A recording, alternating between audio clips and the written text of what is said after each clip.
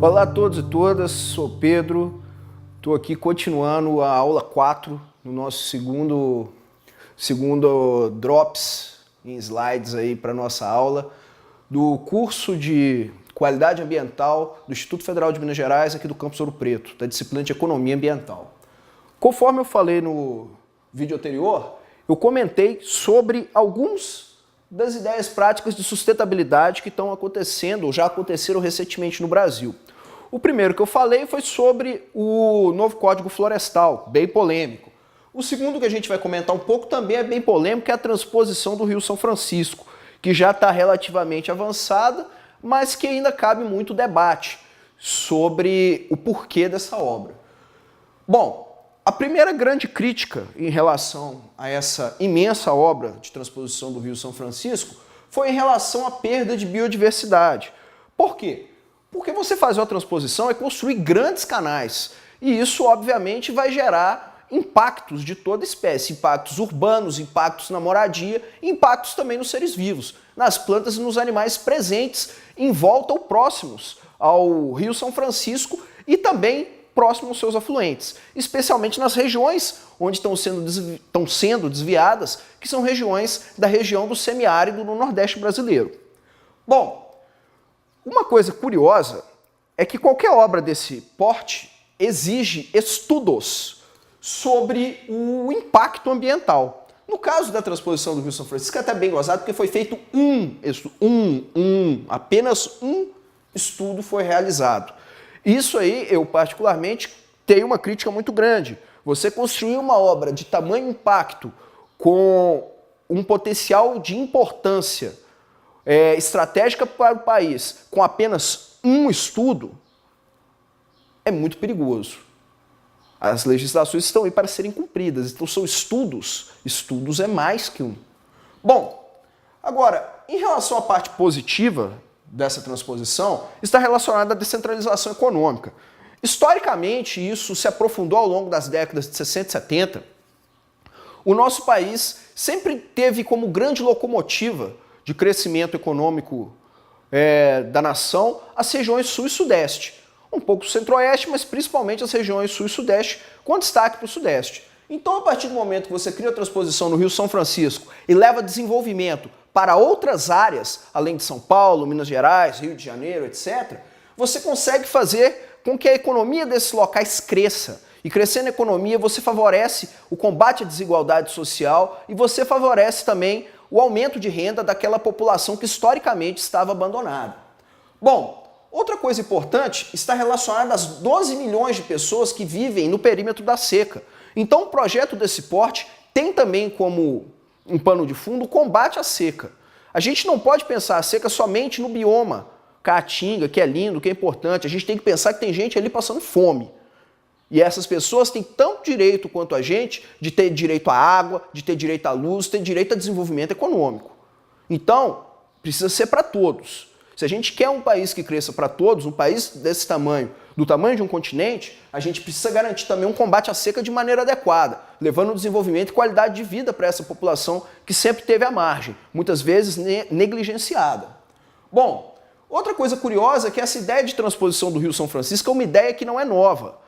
Ela data do projeto do Império Brasileiro, do tempo do Dom Pedro II. Então foi levado mais de 100 anos para que se pegasse o papel e colocasse na prática como um projeto estratégico de desenvolvimento da nação.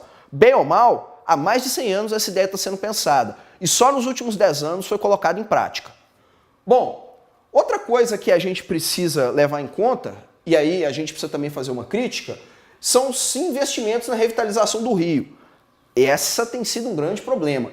Eu, particularmente, avalio que esse investimento tem sido muito baixo, especialmente na região do norte de Minas Gerais, onde o Rio São Francisco corre e está cada vez mais seco no sentido de menos disponibilidade hídrica.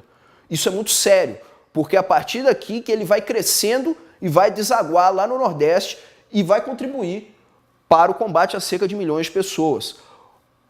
O investimento na revitalização do Rio São Francisco por toda a sua nascente e em toda a sua margem É fundamental para a manutenção do rio, a manutenção da biodiversidade e o combate à seca que vai ser feita nas regiões do semiárido. Muita gente também, às vezes, confunde um pouco como que vai ser feito, como está sendo feito, o uso dessa água para chegar nessas regiões mais abandonadas. A ideia é baseada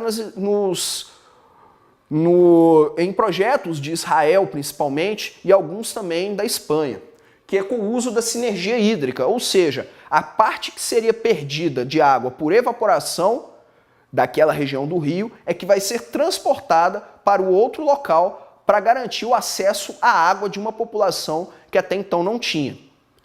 Na teoria, isso parece muito bonito. Matematicamente, as contas estão batendo. Se vai dar certo na prática, nós vamos ter que esperar o término da obra para garantir. Agora, tudo isso, para dar certo, precisa de muito investimento na revitalização do São Francisco, na manutenção do São Francisco e também para garantir que o São Francisco possa ser como um dia foi, totalmente navegável. Bom, outra coisa importante que está previsto no projeto, que são chafarizes gratuitos em 400 pequenas propriedades, e aqui eu estou falando da região do semiárido, onde diversas pessoas não têm acesso à água, muitos não têm nem mesmo cisterna, apesar dos programas do governo federal de distribuição de cisterna para famílias de baixa renda em locais de deficiência hídrica. E outra crítica que tem sido feita de maneira muito contundente, que é o alto custo do projeto. Vira e mexe, precisa de mais investimento público para garantir uma maior renda para as propriedades do local, para garantir mais obras, para garantir mais investimento, etc. Então, esse alto custo da obra é uma coisa que ainda pega. A gente sabe que a gente tem problemas sérios em relação a isso no nosso país, a gente sabe que tem muitas empreiteiras, muitas inclusive estrangeiras, que enriquecem e muito através da realização de projetos públicos, e a melhor maneira de garantir o funcionamento coerente de tudo isso é com a fiscalização. Fiscalização não só do poder público, mas fiscalização de todos nós enquanto cidadãos, exercendo o nosso papel de fiscalizador de tudo o que acontece. Afinal de contas, o dinheiro que está sendo utilizado para a construção dessas obras é o dinheiro nosso.